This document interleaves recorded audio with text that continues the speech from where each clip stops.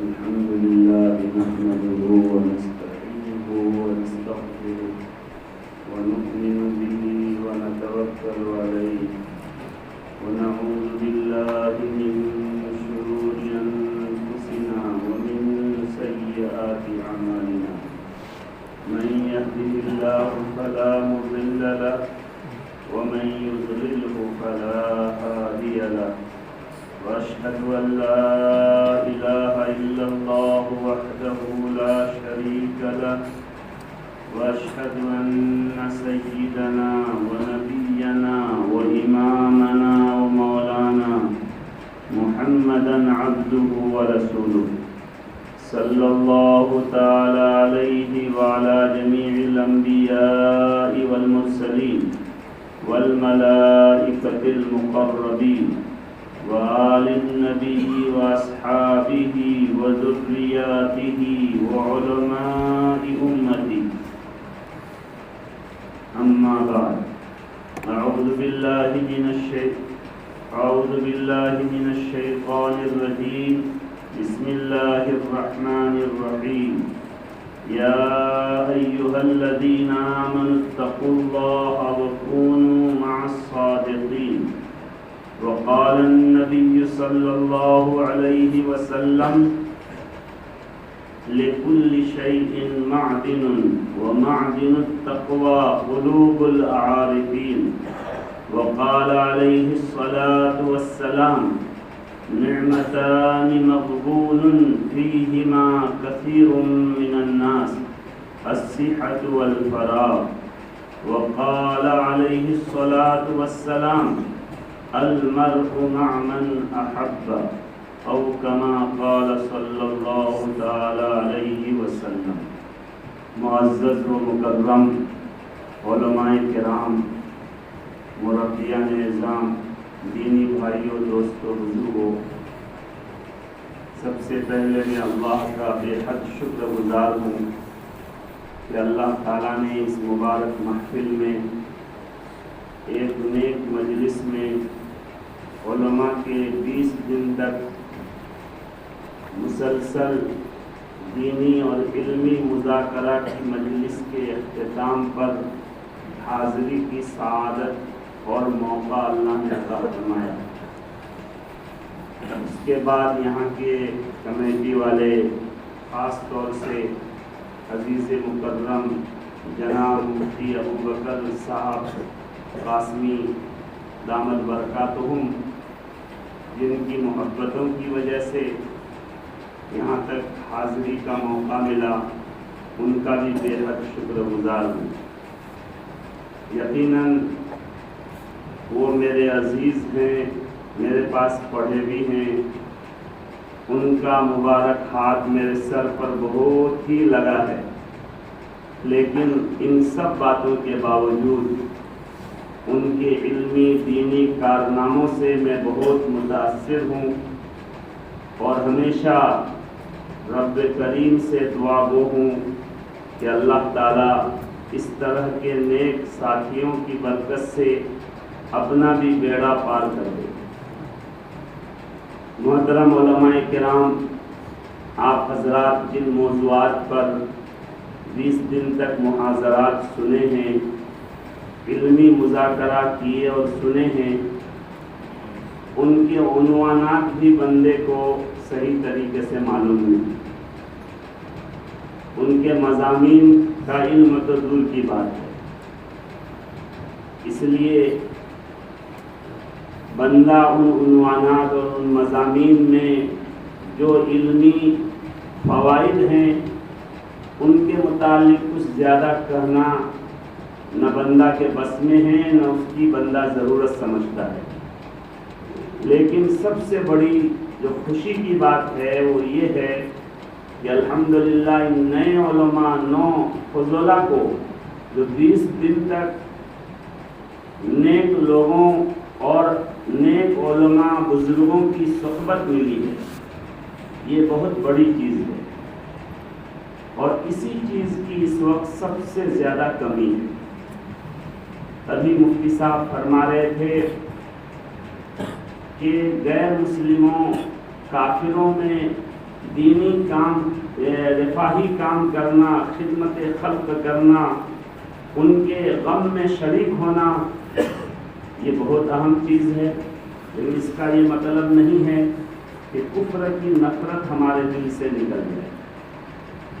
دونوں باتوں کو جمع کرنا کہ کفر کی نفرت بھی مکمل باقی رہے اور کافر کے ہر دکھ درد میں بھی آدمی شریک رہے، اس کے لیے صحبت کی ضرورت پڑتی ہے۔ ورنہ بہت مرتبہ آدمی ان سے قریب ہونے کے لیے ان کی بولی بولنے لگتے ہیں، ان کے طرح عمل کرنے لگتے ہیں، کبھی کفریہ کاموں میں شریک ہو جاتے ہیں۔ ایسے بھی مسلمان نظر آتے ہیں کہ ان کو خوش کرنے کے لیے ان کے مذہبی تہوار میں جا کر اپنے اس پاکیزہ کپال پر جس کو اللہ کے سامنے جھکاتا ہے ٹیکا تک لگا لیتا ہے۔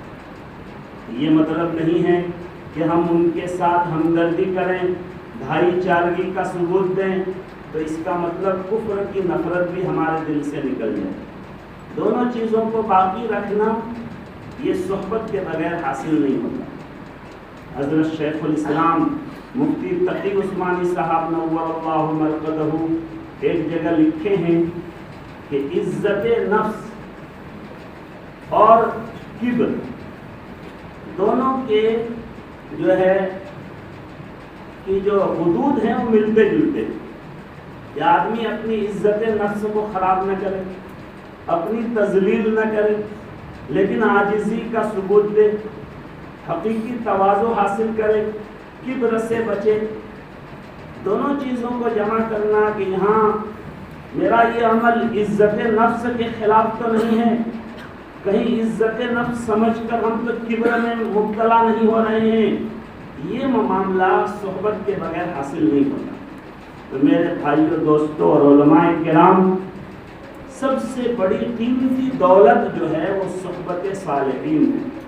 اس کے بغیر دین کا صحیح رنگ کسی پر چڑھتا ہی نہیں۔ چنانچہ صحابہ کے دور کی مثالیں لے لیجیے۔ حضرت ابو ذر غفاری رضی اللہ عنہ اپنے قبیلے سے مکہ تشریف لا رہے ہیں۔ ان کو خبر ملی، ان کے بھائی کو بھیجے تھے، بھائی سے بھی اطلاع ملی کہ وہاں ایک نبی پیدا ہوئے ہیں، وہ نبوت کا دعویٰ کرتے ہیں۔ ان کے دل میں داعیہ پیدا ہوا کہ مکہ جاؤں، ان سے ملاقات کروں، تحقیق کروں، لیکن اتنے بزدل، اتنے ڈر اور خوف میں مبتلا کہ 2 دن تک وہ مکہ میں ٹہلتے رہے، کسی سے پوچھنے کی ہمت نہیں ہوئی کہ وہ شخصیت کون ہے، وہ صاحب کون ہیں، ان سے ملاقات کیسے ہوگی۔ حضرت علی رضی اللہ عنہ نے مسافر سمجھ کر ان سے فرمایا کہ بھائی آپ غریب مسافر سمجھ میں معلوم ہوتے ہیں۔ تو انہوں نے کہا جی ہاں۔ تو کوئی ٹھکانہ جگہ رہنے کی نہیں ہے کہ نہیں ہے؟ بچہ میرے ساتھ آ جاؤ، میرے گھر رہنا۔ لے کے گئے، صبح ان کے گھر سے واپس آئے، لیکن ان کو بھی پوچھنے کی ہمت نہیں ہوئی، اتنا زیادہ خوف۔ دوسرے دن پھر حضرت علی رضی اللہ عنہ نے دیکھا، پوچھا کیا اس مسافر کو ابھی تک ٹھکانہ نہیں ملا؟ کہا نہیں، ابھی تک کوئی ٹھکانہ نہیں ملا۔ کہا ٹھیک ہے، ہمارے ساتھ آئیے۔ اور پھر پوچھا بھائی کیوں آئے ہو، کیا بات ہے، کیا مقصد ہے؟ تو قسم دے کر کہنے لگے کہ آپ کسی سے اگر نہ بتائیں تو میں آپ کو اپنے سفر کا مقصد ظاہر کروں، بتاؤں۔ حضرت علی سے عہد معاہدہ لے کر پھر انہوں نے بتایا کہ مجھے اس صاحب سے ملنا ہے جو نبوت کا دعویٰ کرتے ہیں۔ حضرت علی رضی اللہ عنہ نے فرمایا کہ اللہ نے تمہارے مقدر میں ہدایت لکھ دی ہے، اسی لیے جو آپ تشریف لائے ہیں میرے ساتھ آ جائیے۔ اور ان کے خوف اور ڈر کو دیکھ کر حضرت علی رضی اللہ عنہ نے فرمایا کہ اگر کہیں پر کوئی خوف کا منظر سامنے آئے تو میں چپل ٹھیک کرنے لگوں گا، تم جو ہے چلتے رہنا تاکہ کسی کو پتہ نہ چلے۔ اتنا خوف، لیکن اللہ کے رسول صلی اللہ علیہ وسلم کی صحبت چند منٹوں کی حاصل ہوئی، ایمان قبول کیے، ایمان کے ساتھ صحبت نصیب ہوئی، چنانچہ اس کے بعد ایک دم حالت بدل گئی۔ ہمارے آقا نے فرمایا ابو ذر تم اپنے قبیلے میں چلے جاؤ، کسی سے اسلام ظاہر مت کرنا، جب ہمارے غلبہ کی خبر ملے گی تو آ جانا۔ نہیں یا رسول اللہ، جب یہ حق ہے تو میں برملا حق کا اعلان کروں گا۔ اور جا کر کعبہ کے سامنے، قریش کے سامنے، سرداروں کے سامنے بالکل اعلان کر دیا کہ اشہد ان لا الہ الا اللہ واشہد ان محمد رسول اللہ۔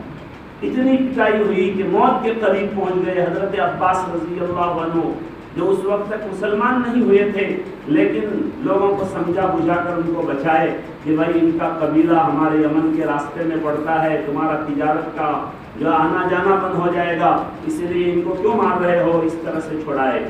لیکن دوسرے دن پھر یہی اعلان، یہ تغیر کیوں ہوا؟ حالانکہ انہوں نے کوئی بخاری شریف تو پڑھی نہیں تھی، کوئی بڑا علم حاصل نہیں کیا، ایک دن میں کون سا ان کے سامنے جو ہے قرآن کریم کا بڑا علم آ گیا، حدیثوں کا بڑا علم آ گیا، لیکن یہ صحبت کی وجہ سے بالکل مزاج بدل گیا، بالکل تغیر آ گیا۔ اسی لیے صحابہ کرام کی سب سے بڑی جو فضیلت تھی وہ صحابی ہونا، اللہ کے رسول کی صحبت میں ان کا بیٹھنا۔ بخاری شریف میں مستقل باب ہے حضرت طفیل ابن عمر رضی اللہ عنہ کے واقعہ کا، جو مکہ آئے تھے کاروبار کے لائن سے۔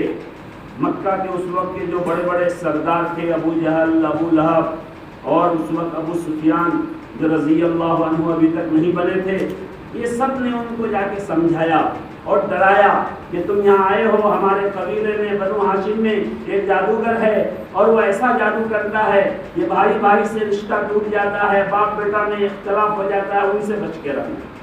ان کو اتنا خوف، اتنا ڈر ہوا کہ روئی اور کوٹن کان میں ٹھونس کر پھر باہر نکل گئے، اور جن جن جگہوں میں اللہ کے نبی صلی اللہ علیہ وسلم کے آمد و رفت، اٹھنے بیٹھنے کی ان کو اطلاع ملی، ان جگہوں میں کبھی جو ہے قدم بھی نہیں رکھتے کہ ان کا جادو میرے اوپر اثر نہ کرے۔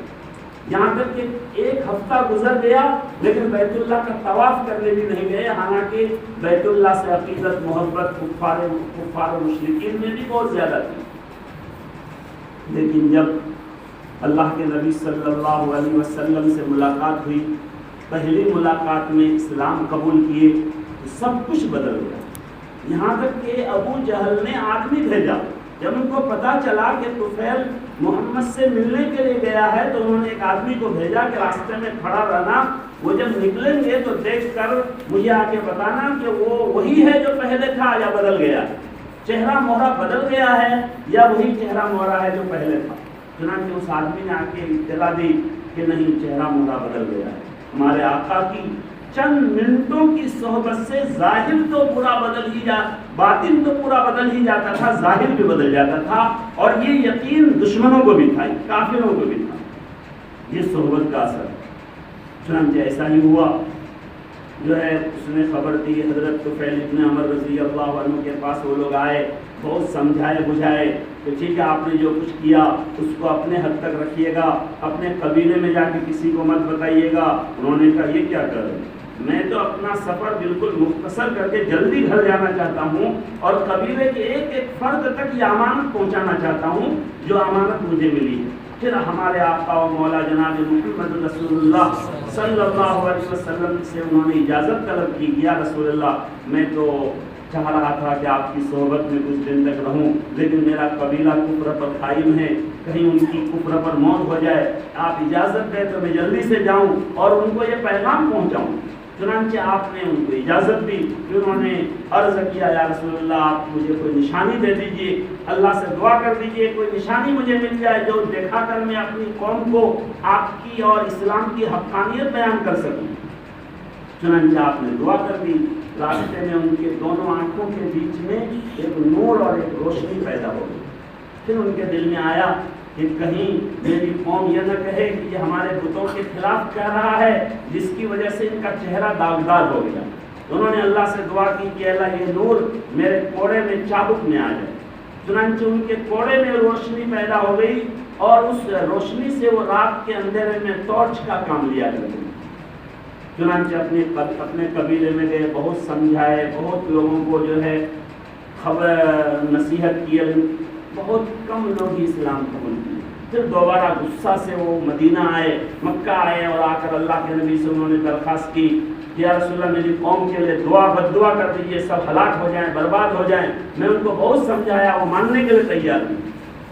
آپ نے فوراً ہاتھ اٹھا کر دعا کی کہ اللہ قبیلے دوست کو ہدایت دے اور طفیل کو بھی ہادی مہدی بنا دے اور ان کو ہدایت دے کر میرے پاس واپس لا۔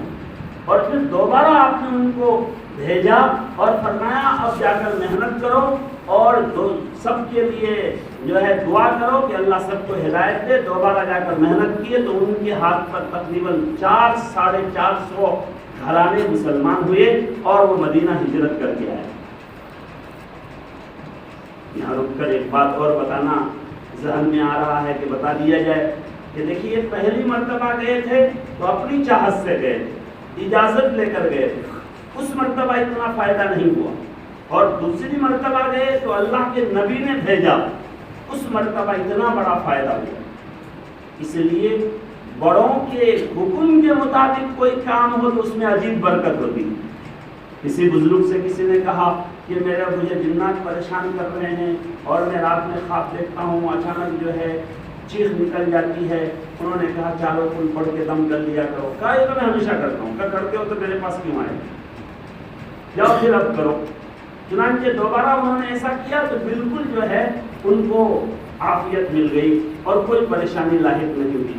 پہلی مرتبہ اپنے من سے کر رہے تھے, دوسری مرتبہ کے کرنے میں اپنے استاد کی, اپنے بڑے کی جو توجہ بھی شامل حال ہو گئی. تو بڑوں کی صحبت کا فائدہ. تو خیر بتا رہا تھا کہ طفیل ابن عمر رضی اللہ عنہ کے اندر یہ جو تغیر پیدا ہوا یہ اس وجہ سے ہوا. کیا انہوں نے بہت بڑا علم حاصل کیا تھا؟ نہیں.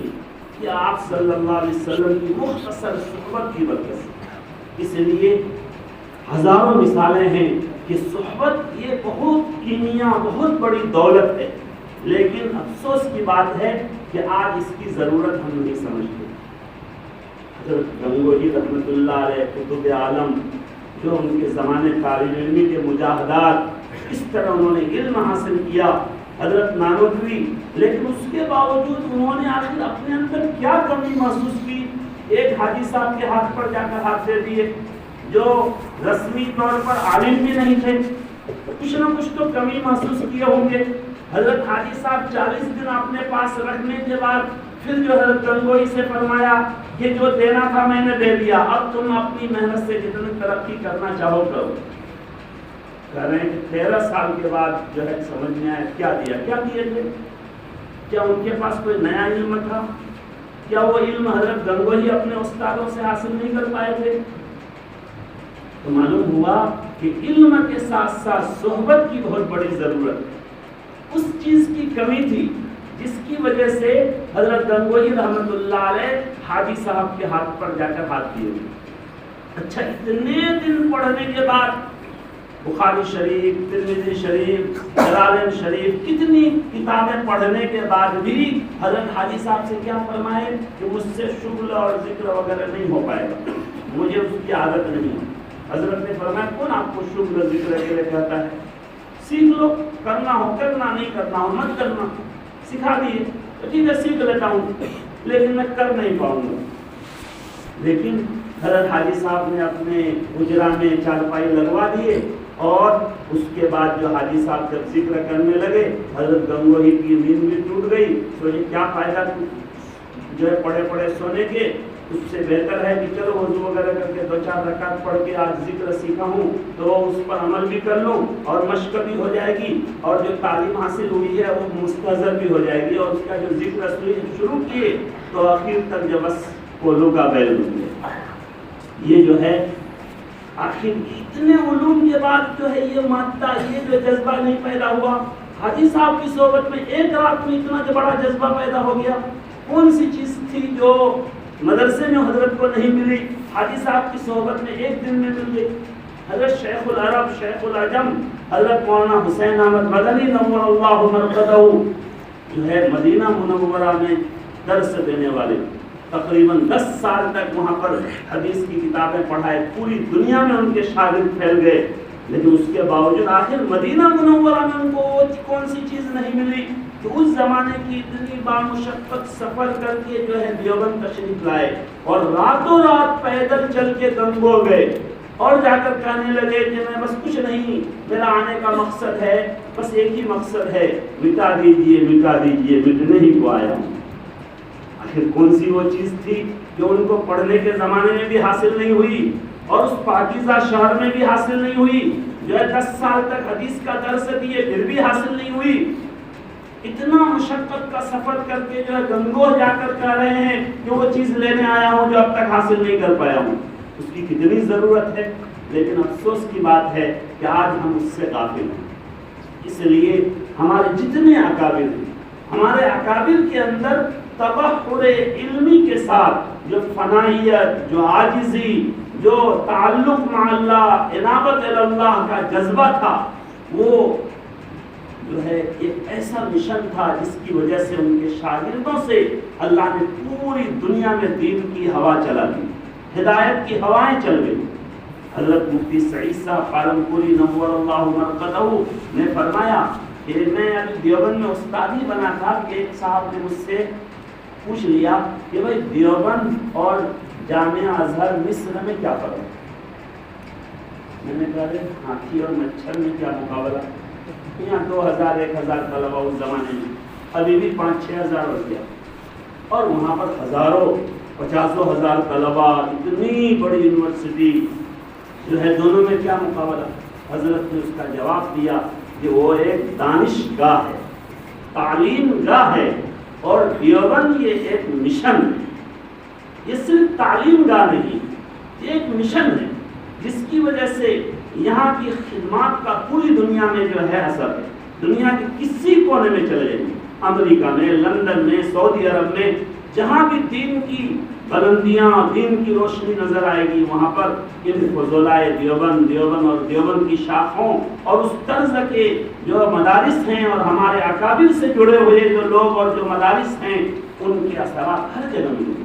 میرے بھائیوں، دوستوں، بزرگوں، اس چیز کی طرف ہم کو بہت زیادہ توجہ کی ضرورت ہے۔ آج جو نئے فضولا فارغ ہو رہے ہیں، ان کا اپنے بڑوں سے کوئی ربط نہیں، صحبت کی وہ کوئی ضرورت محسوس نہیں کرتے، جبکہ حضرت تھانوی جیسے جو ہے محقق، مفسر، مجدد فرماتے ہیں کہ کوئی اگر عالم بنا اور صحبت نہیں اٹھایا، صحبت حاصل نہیں کیا، تو گویا کہ وضو کیا نماز نہیں پڑھی۔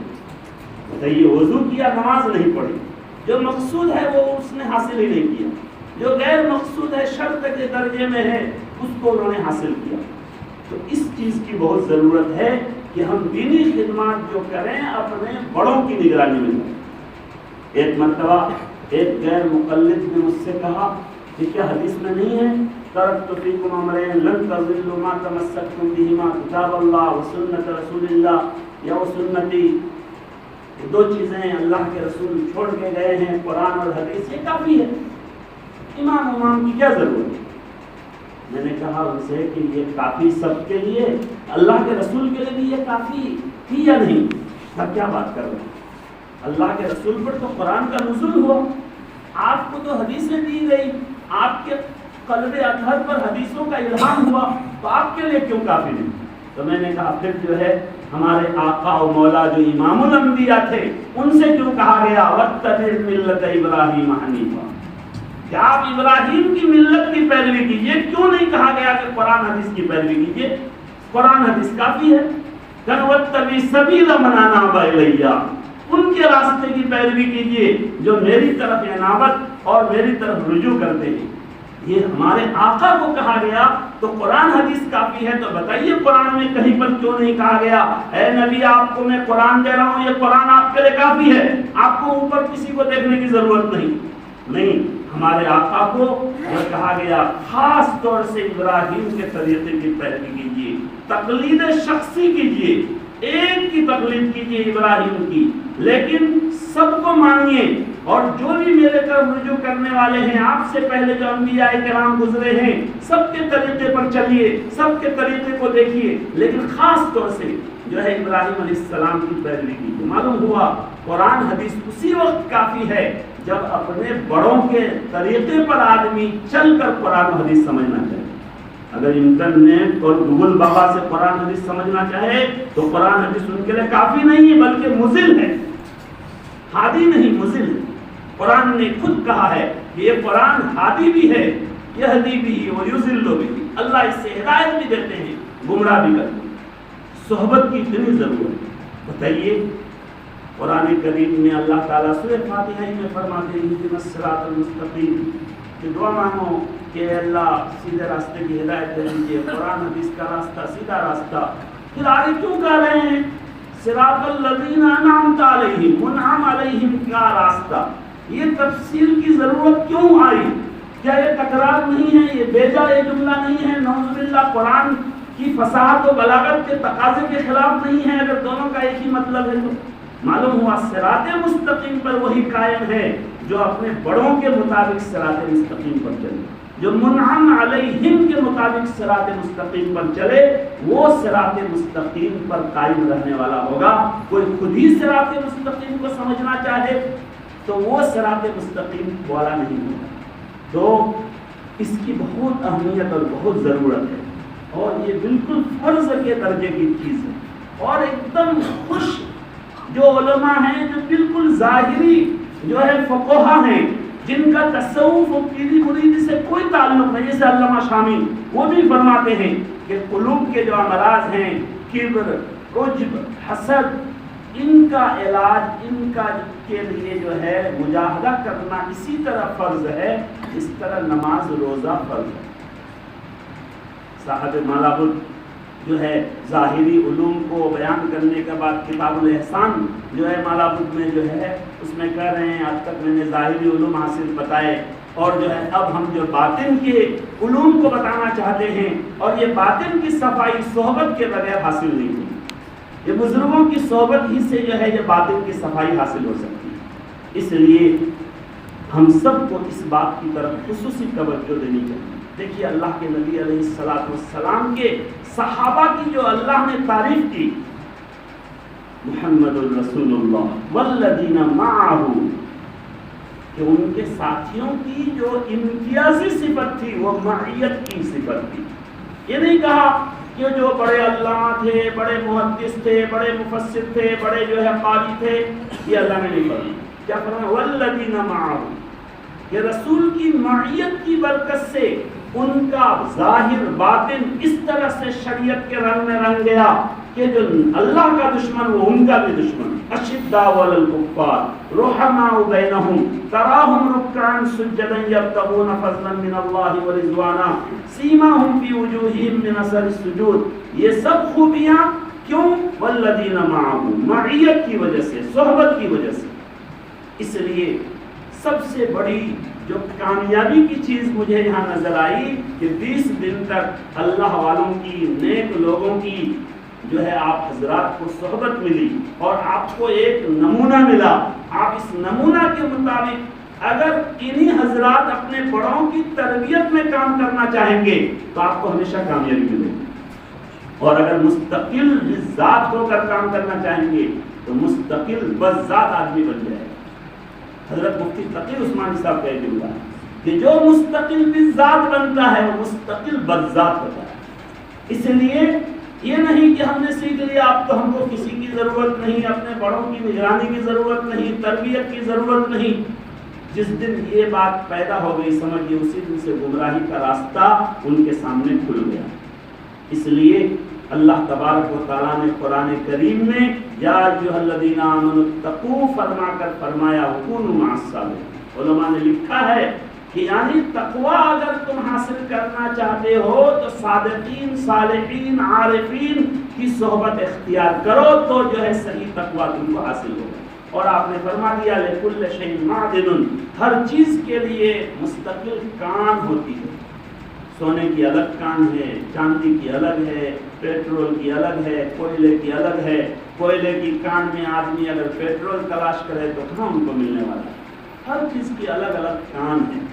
لیکن جو ہے وہ معدن التقوی قلوب العارفین، تقوی کا جو خزانہ ہے وہ عارفین کے دل میں، جو نیک، جو صالحین کے دل میں ہے، صادقین کے دل میں. اور کوئی کہے کہ اب کہاں صادقین، کہاں حضرت گنگوہی، کہاں حضرت تھانوی ملیں گے، آج کل کے تو پیر اکثر ڈھونگی ہی ہیں. تو یاد رکھیے قرآن نے جب صادقین کے ساتھ رہنے کے لیے کہا تو قیامت تک صادقین کا وجود ہوگا.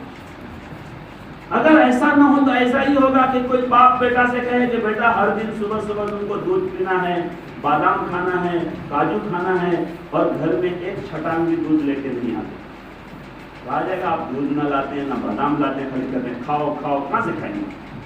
تو اللہ فرما رہے ہیں صادقین کے ساتھ رہو، اور یہ خطاب قیامت تک کے ایمان والوں کے لیے، لیکن قیامت تک جو ہے صادقین کا وجود رہے گا۔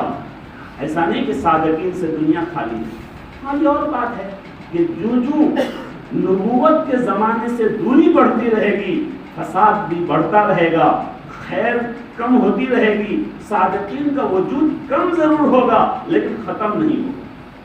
اور یہ دنیا کا اصول اور نظام ہے کہ جس مال کی مقبولیت ہوتی ہے، جو مال جتنا اصلی اور عمدہ ہوتا ہے، اس کے نقلی ایڈیشن اتنے زیادہ تیار ہوتے ہیں، لیکن نقلی ایڈیشن زیادہ ہونے کی وجہ سے اصلی کے طالبین اصلی کو چھوڑتے نہیں کہ نہیں اصلی دودھ تو ملتا ہی نہیں، تو پانی والا دودھ جو ہے کیوں پیے؟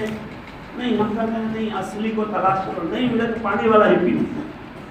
کچھ نہ کچھ تو ہوگا۔ دیوبند میں ایک بچہ دودھ لے کے آتا تھا بیچنے کے لیے، ہم لوگ مذاق کرتے تھے کہ یار تم دودھ میں پانی ملائے ہو، کہنا پانی میں دودھ ملایا، لیکن طلبا اس دودھ کو بھی خریدتے تھے۔ وہ صاف کہتا تھا کہ پانی میں دودھ ملایا، دودھ میں پانی نہیں ملایا، لیکن چائے پینے کے اسی دودھ کو خرید کر جو ہے چائے بنا دیتے۔ تو معلوم ہوا کہ اگر نقلی ایڈیشن بہت کم جو ہے ظاہر ہو چکے ہیں تو اس کی وجہ سے اصلی کی قیمت ختم ہو جائے، ایسا نہیں ہو ہر جگہ ہر شعبہ میں۔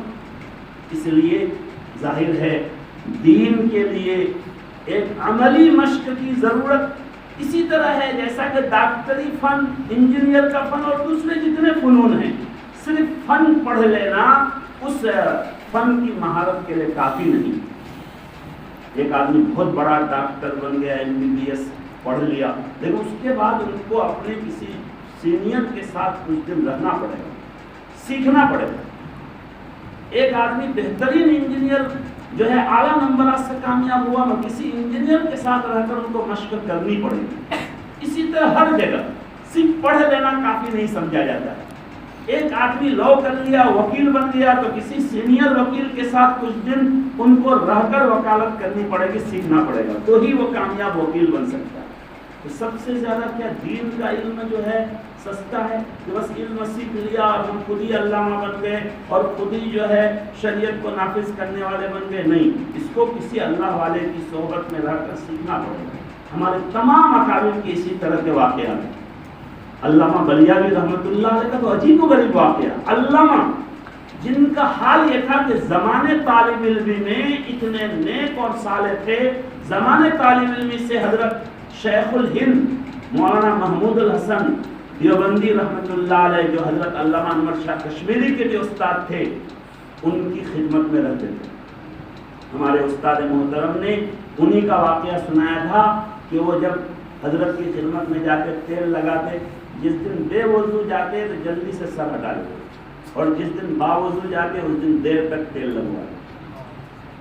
چنانچہ علامہ کو سمجھ میں آ گیا کہ کبھی میں عشاء کا کھانا وانا کھا کر جو استنجا کر کے چلا گیا تیل لگانے، تو اس دن زیادہ دیر تک حضرت تیل لگانے نہیں دیتے، تو بعد میں باوضو ہمیشہ تیل لگانے کے لیے جایا کرتے۔ بتائیے جو زمانے طالب علمی میں استاد کے سر پر تیل لگانے کے لیے بھی باوضو رہنے کا اہتمام کرنا سیکھ لیا ہو، ان کے تقویٰ کا، ان کے جو ہے دیانت کا، ان کے شریعت پر عمل کا کیا حال ہو۔ لیکن بڑھاپے میں اپنے ایک شاگرد مصلح الامہ حضرت شاہ وسیع اللہ رحمۃ اللہ علیہ کو خط لکھے ہیں، اس خط میں ہے کہ جو ہے الحمدللہ علمی مشغولیت بھی ہے اور عملی پابندی بھی ہے۔ ایسا نہیں کہ عملی اعتبار سے کوتاہی ہے، پابندی ہے، مگر دل میں ایک بہت بڑی جو ہے خامی اور کوتاہی جو ہے میں دیکھ رہا ہوں۔ اگر تم اس بوڑھے استاد کے لیے توجہ نہیں دیے، سہارا نہیں بنے، تو یہ کبیر السن بے مایا استاد تمہارا ہلاک ہو جائے۔ اس طرح لکھ رہے ہیں اپنے شاگرد کو جو اس وقت کے شیخ تھے، مصلح الامہ تھے، استاد ہونے کے باوجود، بڑے ہونے کے باوجود اپنے شاگرد کو لکھ رہے ہیں کہ تم اپنے جو ہے حلقہ ارادت میں مجھے شامل کر لو، میرے اوپر توجہ ڈالو، مجھے کچھ وظیفہ بتاؤ، مجھے اپنی صحبت میں بیٹھنے کی اجازت دو، تاکہ جو ہے میرا حال برباد، میں جو ہے برباد نہ ہوں، میں تباہ ہونے سے بچ جاؤں۔ میں اپنے قلب میں بہت گندی حالت پا رہا ہوں، خراب حالت پا رہا ہوں۔ پھر دوسری طرف یہ بھی لکھ رہے ہیں کہ دینی مشغولیت اور جو عملی پابندی کے باوجود معلوم ہوا صرف دینی مشغولیت اور عملی پابندی کافی نہیں ہے، صحبت کی ضرورت ہر ایک کو ہے۔ ہمارے اکابر کی مثال ہے، کبھی اپنے آپ کو بڑوں کے ماتحت میں رہنے سے جو ہے آزاد نہیں کی۔ حضرت ہردوئی رحمۃ اللہ علیہ کو دیکھ لیجیے، حضرت تھانوی رحمۃ اللہ علیہ کا وصال ہوا تو حضرت شیخ کے یہاں جانے لگے، اس کے بعد حضرت مولانا احمد علی پرتاپ گڈے کے یہاں جانے لگے، شاہ وسیع اللہ صاحب کے یہاں جانے لگے، حضرت مولانا عبدالغنی مجددی رحمۃ اللہ علیہ کے پاس جانے لگے، ہمیشہ اپنے آپ کو جوڑے رہے۔ اخیر عمر میں حضرت مفتی محمود الحسن صاحب نور اللہ مرقدہ کے خانقاہ میں جو ہے چھتہ مسجد میں پابندی سے جانے لگے، کبھی اپنے آپ کو مستقل بالذات نہیں بنائے کہ نہیں میں تو مستقل بالذات ہو گیا۔ حضرت تھانوی رحمۃ اللہ علیہ جیسی شخصیت نے مجھے فارغ ہوتے ہی خلافت دے دی، تو لہذا مجھے اور کیا ضرورت ہے کسی کے پاس جانے کی۔ نہیں، ہمیشہ اپنے آپ کو بڑوں کے ماتحت میں رکھے۔ اسی طرح کی مثال تمام اکابر، حضرت قاری صدیق صاحب رحمۃ اللہ علیہ جو بالکل بے نفس ولی باصفا تھے، لیکن اخیر عمر میں نے اپنی آنکھوں سے دیکھا کہ حضرت مفتی صاحب مفتی محمود الحسن صاحب رحمۃ اللہ علیہ کے یہاں جاتے اور جا کر پاؤں دباتے، حضرت کہتے دبا دبا دبا، جہاں جہاں تیرا ہاتھ لگے گا وہاں جہنم کی آگ حرام ہو جائے۔ اتنی اونچی شخصیات بھی کبھی اپنے آپ کو مستقل بالذات نہیں بنائے، لیکن افسوس کی بات ہے کہ ہم کو دو لفظ اگر آ گیا تو بس ہم تو پورا خود ہی مجتہد مطلق ہیں، کسی بڑے کے ماتحت میں رہنے کی ضرورت اپنے آپ کو جب محسوس نہیں کرتے۔ اس لیے عزیز علماء کرام جو ہے آپ حضرات اس طرح یہاں پر 20 دن تک محاضرات کو حاصل کیے، علمی مذاکرہ میں شامل ہوئے اور صحبت بھی اٹھائے۔ اسی طرح آئندہ کی زندگی میں بھی اپنے استادوں اپنے بڑوں کے ماتحت میں رہ کر کام کیجیے، تو ہی آپ کے کام میں برکت ہوگی اور آپ سے دین کا فائدہ ہوگا۔ حضرت تھانوی رحمۃ اللہ علیہ یہ بھی لکھے ہیں کہ ایک بھی ایسی مثال نہیں ہے کہ صرف علم حاصل کر کے انہوں نے دین کا صحیح کام کیا، دین کی صحیح خدمت کیا، ظاہری طور پر کر رہا ہے تو وہ کوئی اصل اور حقیقی دین کی خدمت جو ہے صرف علم حاصل کر کے کر لیا ہو، ایسی کوئی مثال نہیں، مگر ایسی بہت سب مثال ملے گی کہ علم میں تو کچا تھا لیکن صحبت حاصل کرنے کی وجہ سے، صحبت اٹھانے کی وجہ سے اللہ نے ان سے دین کے بڑے بڑے کارنامہ بڑے بڑے کام دیے۔ دیکھ لیجیے حضرت حاجی امداد اللہ صاحب مہاجر مکی رحمۃ اللہ علیہ کافیہ پڑھے ہوئے تھے، کوئی رسمی عالم بھی نہیں تھے، لیکن اللہ تبارک و تعالیٰ نے ان کے ذریعہ سے جو ہے یہ مسلک دیوبندی جو مسلک حق ہے، جو افراط تفریط سے پاک ہے، جو بالکل جو اہل سنت والجماعت کا ایک دوسرا نام ہے اور صحابہ تابعین کے طرز پر قائم ہے، یہ جو ایک جماعت بنی جس کے سر خیر، جس کے جو ہے یعنی سب سے پہلا گویا کہ مینارہ حضرت رشید احمد گنگوہی، حضرت نانوتوی، یہ حضرات انہی کے تربیت یافتہ ہیں۔ آج دنیا میں جتنے کام ہو رہے ہیں اس مکتب فکر کے ذریعہ سب کا ثواب حضرت حاجی صاحب کو بھی مل رہا ہے۔ اس لیے ایسی مثال مل جائے گی کہ صرف صحبت کی برکت سے آدمی نے کام کیا۔ حضرت تھانوی رحمۃ اللہ علیہ کتنے بڑے عالم، پوچھا گیا حضرت آپ کتنی کتابیں پڑھ لیے ہیں، ہر مسئلہ میں آپ کی تحقیق اور ایسی تحقیق جو لاجواب، تفسیر میں آپ کتاب لکھ رہے ہیں تو جو ہے اس کی کوئی ثانی نہیں، آپ جو ہے فقہ میں قلم اٹھا رہے ہیں تو فتاوا کی کتابیں جمع کر رہے ہیں، یہ اللہ آپ کو کتنی کتابیں پڑھی؟ حضرت نے فرمایا کتب تو زیادہ نہیں پڑھا ہوں، کچھ کتب کو پڑھا ہوں، زیادہ کتابیں تو پڑھی نہیں ہیں، لیکن حضرت گنگوہی کو، حضرت حاجی صاحب کو، بلکہ ایک موقع سے کہنے لگے کہ یہ سب تو حاجی صاحب کی توجہ کی برکت۔ اچھا، بیان القرآن آپ لکھ دیے، امداد الفتاوی لکھ دیے، اعلاء السنن لکھوا دیے، حاجی صاحب جو بالکل عالم بھی نہیں ان کی برکت ہے، یہ سب کہاں؟ سب انہی کی برکت۔ میرے بھائیو دوستو بزرگوں، اس لیے اہدنا الصراط المستقیم کے ساتھ صراط الذین انعمت علیہم کو ہمیشہ اپنے ذہن و دماغ میں ہم مستحضر رکھیں، اپنے آپ کو ہمیشہ بڑوں کے تابع بنا کر رکھیں، بڑوں کے ماتحت میں کام کریں، بڑوں کی نگرانی میں کام کریں۔ آج کل مدرسوں کے ہر مدرسے کا کوئی نہ کوئی سرپرست ضرور ہے، کوئی نہ کوئی صدر ہے، مگر وہ صرف کھانا پوری۔ جس صدر کو مدرسے کے جو ہے رسید میں، مدرسے کے جو کتابچہ چھپے اس میں جن کا نام دینے سے زیادہ چندہ مل جائے گا، بس ان کو صدارت میں نام دیں۔ یہ سرپرستی سے کچھ نہیں ہوتا، یہ تو لوگوں کو دھوکہ دینے کے لیے۔ سرپرستی کا مطلب کہ مکمل اپنے آپ کو ان کے تابع بنانا۔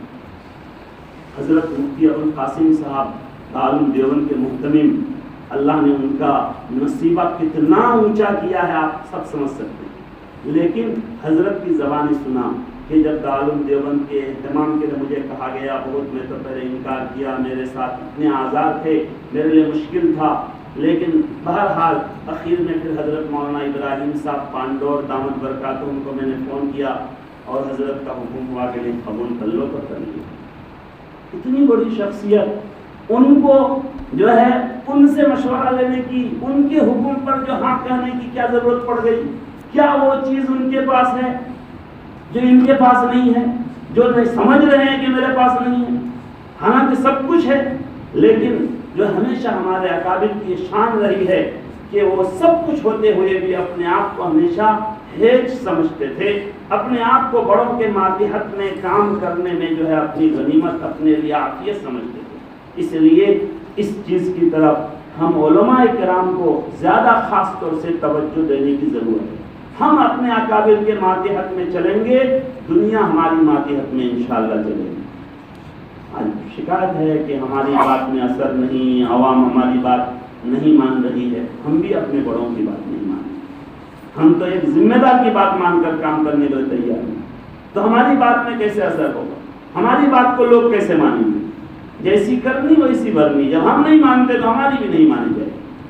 لہذا ہمیں مان کر زندگی گزارنے کا جذبہ ہمارے اندر ہوگا، صحبت صالحین سے، عارفین کی صحبت سے، اللہ والوں کی صحبت سے۔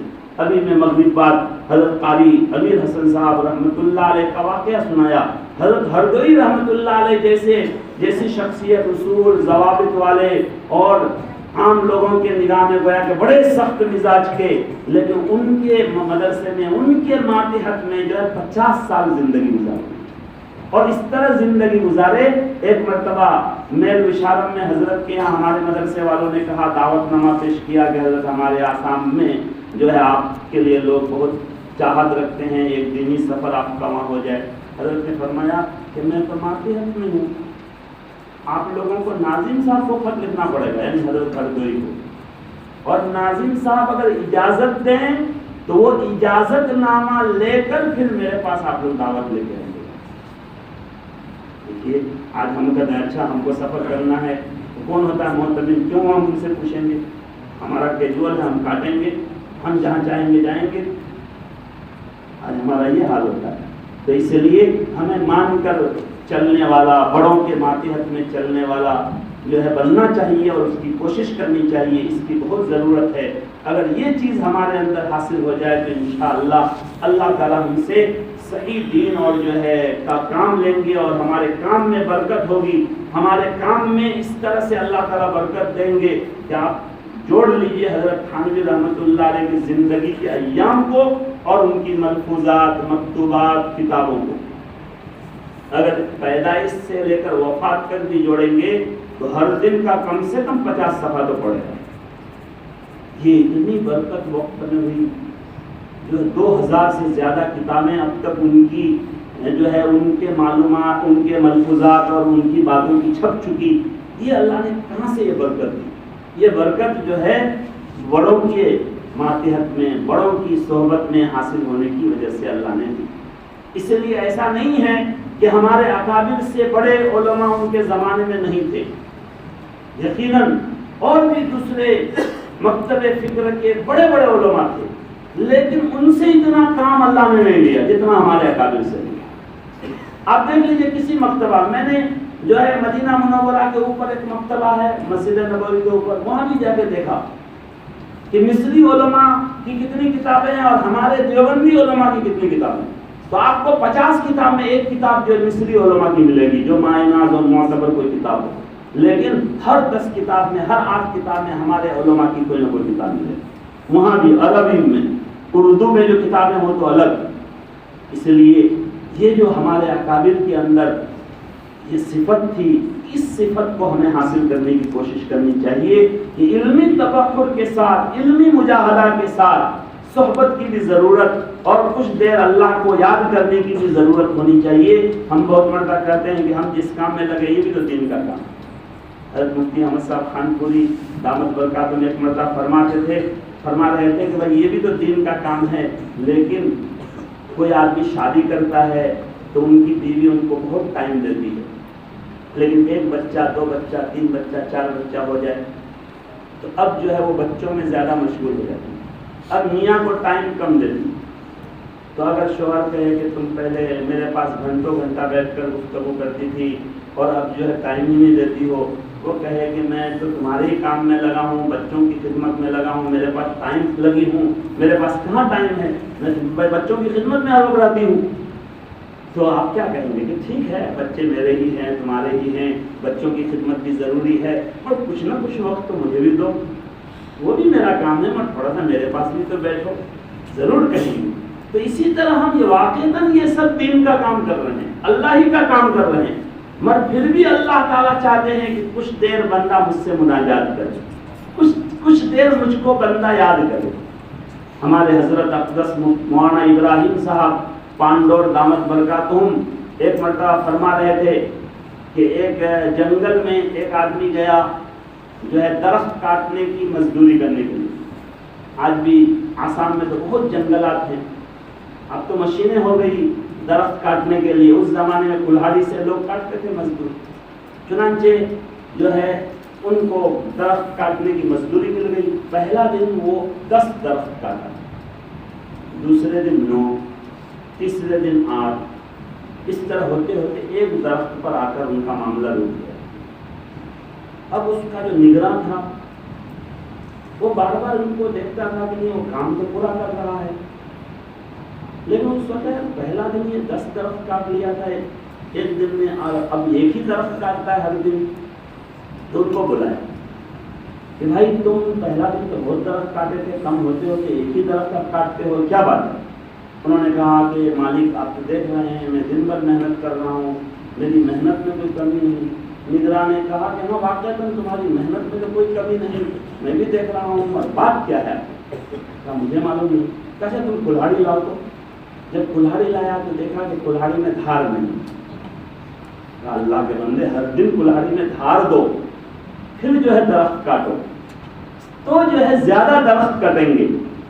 ہم لوگ دھار دینا نہیں چاہتے اور جو ہے درخت زیادہ کاٹنا چاہتے ہیں، جو ہے جدھر ریمونڈ ہے جہاں سے جو فیصلے ہوتے ہیں ان کو راضی کرنا نہیں چاہتے، اور جو چاہتے ہیں ہم سے دین کا کام بہت ہو۔ کیسے ہوگا؟ پہلے کلہاڑی تیز کرنا پڑے گا تو ہی دین کا کام ہوگا۔ حضرت مولانا عمر صاحب پالنپوری نور اللہ مرقدہ دارالعلوم دیوبند میں ہر سال میں 1-2 مرتبہ تشریف لاتے تھے، حضرت کا بیان ہوتا۔ میں نے خود اپنی آنکھوں سے کئی مرتبہ دیکھا کہ جب بیان ہوتا، اگر عشاء بعد بیان ہے تو مغرب کے بعد 1-1.5 گھنٹے تک حضرت بہت مناجات کرتے، روتے، دعائیں کرتے، جو ہے گریہ زاری کرتے، اور اس کے بعد عشاء بعد بیان ہوتا۔ جو اگر مغرب بعد بیان ہے تو عصر کے بعد حضرت دیر تک جو ہے بیان کرتے، دعا کرتے، بہت دیر تک گریہ زاری کرتے۔ تو ہمارے اکابر کی یہ شان رہی ہے، اس کی طرف بھی ہمیں توجہ دینے کی ضرورت ہے۔ اگر واقعتاً ہم صحیح طریقے کے مطابق اللہ کو راضی کرنے والے بن گئے تو پھر ہمیں کسی چیز کی کوئی پرواہ نہیں۔ اللہ نے قرآن میں سورہ فاتحہ میں، جس کو ہم ہر دن پڑھتے ہیں، ہمیں جو ہے دعا سکھائی ہے۔ سورہ فاتحہ کا جو بیچ کی آیت ہے، ایاک نعبد و ایاک نستعین، حدیث قدسی میں ہے، ھذا فیما بینی و بین عبدی، یہ آیت میرے اور میرے بندے کے درمیان میں ہے۔ پہلی 3 آیتیں تو میرے لیے ہے، اخیر کی 3 آیتیں میرے بندے کے لیے، لیکن یہ بیچ کی آیت میرے اور میرے بندے کے بیچ میں ہے۔ ایاک نعبد، اے اللہ ہم آپ کی عبادت کرتے ہیں۔ یہ تو اللہ کے لیے، اللہ کی عبادت، اللہ کے معبود ہونے کو ظاہر کیا گیا۔ وہ ایاک نستعین، بندہ اپنا مقصد رکھ رہا ہے کہ اللہ میری جو ہے مدد فرما، میں آپ سے مدد طلب کرتا ہوں اور آپ ہی سے صرف مدد مانگ رہا ہوں، اور کوئی تو دروازہ ہے نہیں، بس آپ ہی سے مدد مانگ رہا ہوں۔ یہ اللہ اور بندہ کے بیچ میں علماء نے لکھا ہے کہ اس دو چیز کو ایک آیت میں، دو حصے کو ایک آیت میں جو ہے لا کر یہ اشارہ ہے کہ دیکھو تمہاری عبادت کرنے میں کبھی رکاوٹیں آئیں گی، کبھی موانع آئیں گے، ایسے موقع میں میں ہوں نا، مجھے مولا بناؤ، مجھ کو مستعان بناؤ، مجھ سے مدد طلب کرو، مجھ سے مدد مانگو، میں سب موانع کو دور کر دوں گا، میں سب رکاوٹوں کو دور کر دوں گا۔ تو ایاک نعبد، اے اللہ آپ ہی کی عبادت کرتے ہیں، اے اللہ دشمن عبادت کرنے نہیں دینا چاہتے ہیں، کہ کوئی بات نہیں میں مددگار ہوں، لیکن مجھے تو مددگار مانو، مجھے تو مددگار بناؤ، مجھے سامنے گریہ زاری تو کرو، میرا ہی تو ایک دروازہ ہے جس میں باؤنڈری نہیں ہے، جب چاہو کھلا ملے گا۔ رات میں جب سو جاتے ہیں سب تالا لگا کے باؤنڈری میں بند کر دیتے ہیں، اور آج کل تو تھوڑا سا پیسہ آ گیا تو سب سے پہلے باؤنڈری تالا بند۔ ہم لوگ مدرسے میں ایک مرتبہ ایک فقیر سے میں نے دیکھ کر کہا یار یہاں بہت بڑے بڑے سیٹ ہیں، تم لوگ مدرسے ہی میں اتنا آتے ہو خالی، اور سیٹ پاڑی میں سب میں کیوں نہیں جاتے؟ اس نے کہا حضور، وہاں آسام میں حضور کہتے ہیں مولانا صاحب کو، کہا حضور کیا کریں سب جگہ باؤنڈری ہے، تالا بند، سیٹوں کے گھر میں بھیک مانگنے نہیں جا سکتے، آپ لوگوں کا دروازہ کھلا ہے اس لیے آپ ہی کے یہاں آ جاتے ہیں۔ تو آج یہ حال ہے، لیکن اللہ تبارک و تعالیٰ کا معاملہ یہ ہے کہ جب ساری دنیا سو جاتی ہے، حدیث میں ہے کہ جو ہے جب 1/3 رات گزر جاتی ہے تو اللہ تعالیٰ قریب والے آسمان میں اپنی شان کے مطابق تشریف لاتے ہیں اور آواز لگاتے ہیں، گنگا الٹی بہ رہی ہے، جو سراپا محتاج وہ جو ہے سویا پڑا ہے، اور جو بے نیاز وہ پکار رہا ہے، کوئی ہے مانگنے والا جن کو میں عطا کروں، کوئی ہے معافی چاہنے والا جن کو معاف کروں، کوئی ہے روزی کا طالب میں ان کو روزی دوں۔ اللہ تعالیٰ پوری رات پکارتے ہیں، ہر رات کا معمول ہے حدیث میں، اور صحیح حدیث ہے۔ اس لیے جو ہے اللہ ہمارا مولا ہے، لنا مولا ولا مولا لنا۔ اس لیے یہ جو کچھ پالیسیاں بن رہی ہیں، ان چیزوں کا علاج ہمارے پاس اسباب اختیار کرنے کے ساتھ یہ بھی ہے کہ ہم اللہ کو راضی کرنے والے، کچھ دیر اللہ کو یاد کرنے والے، اللہ کا ذکر کرنے والے، اللہ کی طرف توجہ کرنے والے بنے۔ آج اگر خواص ہی ان چیزوں پر عمل نہیں کریں گے تو عوام سے کیا امید؟ مشکات میں حدیث ہے، لمبی حدیث ہے، حضرت ابو الدرداء رضی اللہ عنہ فرماتے ہیں کہ اللہ کے نبی صلی اللہ علیہ وسلم نے ارشاد فرمایا کہ اللہ تعالیٰ نے ارشاد فرمایا، یعنی حدیث قدسی ہے، انا اللہ لا الہ الا انا، میں معبود ہوں، میں اللہ ہوں، میرے سوا کوئی معبود نہیں، انا الملک، انا مالک الملوک و ملک الملوک، تمام بادشاہوں کا مالک میں ہوں، تمام بادشاہوں کا بادشاہ میں ہوں، قلوب الملوک فی یدی، تمام بادشاہوں کا دل میرے قبضے میں، ان العباد اذا اطاعونی حولت قلوب ملوکہم علیہم بالرحمت والرأفت، بندے جو مجھ کو خوش کرتے ہیں، میری اطاعت کرتے ہیں، تو میں ان کے بادشاہوں کے دل میں شفقت، پیار، نرمی پیدا کر دیتا ہوں۔ وَإِنَّ الْعِبَادَ إِذَا عَصَوْنِي، اور بندے جب میری نافرمانی کرتے ہیں، حَوَّلْتُ قُلُوبَ مُلُوكِهِمْ عَلَيْهِمْ بِالنِّقْمَةِ وَالسُّخْطَةِ، تو ان کے بادشاہوں کے دل میں سختی پیدا کرتا ہوں، ان کے بادشاہوں کے دل میں نفرت پیدا کر دیتا ہوں۔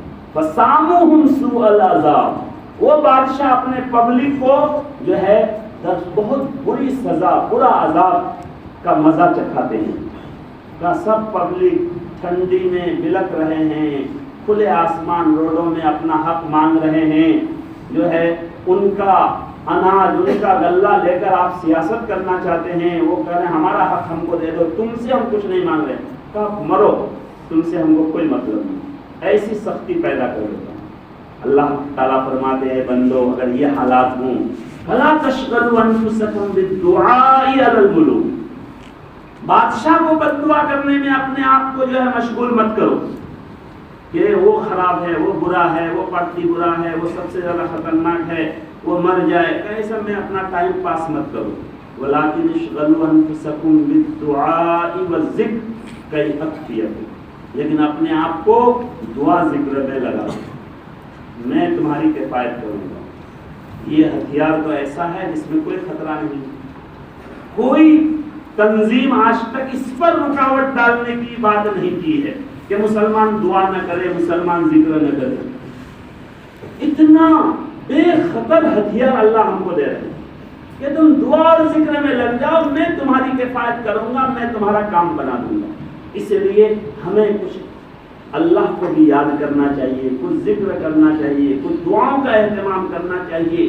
اسی دروازے کو بار بار جو ہے اس میں دستک دینا چاہیے، قبول ہو یا نہ ہو. ہم لوگ ایسا چاہتے ہیں کہ ابھی دعا مانگے اور ابھی قبولیت کا جو ہے فیصلہ ہو جائے.